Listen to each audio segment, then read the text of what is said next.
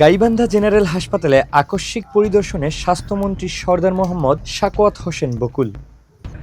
২রা আগস্ট কোনো পূর্ব ঘোষণা ছাড়াই গাইবান্ধা জেনারেল হাসপাতালে পৌঁছান তিনি। হাসপাতালের বিভিন্ন ওয়ার্ড ঘুরে দেখেন এবং চিকিৎসা সেবার মান, রোগীদের অবস্থা ও হাসপাতালের সার্বিক কার্যক্রম সরেজমিনে পর্যবেক্ষণ করেন। এর আগে সকাল 10টার দিকে গোবিন্দগঞ্জ উপজেলার স্বাস্থ্য কমপ্লেক্সও পরিদর্শন করেন স্বাস্থ্যমন্ত্রী। সেখানে অনিয়ম ও দায়িত্বে অবহেলার অভিযোগের ভিত্তিতে একজনের বিরুদ্ধে সাময়িক বরখাস্তেরও নির্দেশ দেন।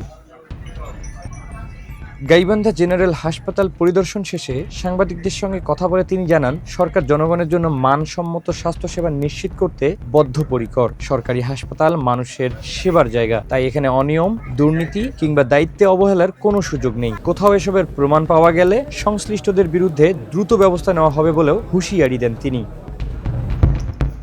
তিনি আরও জানান, হাসপাতালগুলোতে জবাবদিহিতা নিশ্চিত করতে ভবিষ্যতেও এ ধরনের আকস্মিক পরিদর্শন অব্যাহত থাকবে। এ সময় জেলা বিএনপির সভাপতি ডাক্তার মইনুল হাসান সাদিক, সাধারণ সম্পাদক মাহমুদুল হাসান টিটুল সহ স্থানীয় নেতাকর্মীরা উপস্থিত ছিলেন। স্বাস্থ্যমন্ত্রীর এই আকস্মিক সফর গাইবান্ধা জুড়ে ব্যাপক আলোচনা সৃষ্টি করেছে।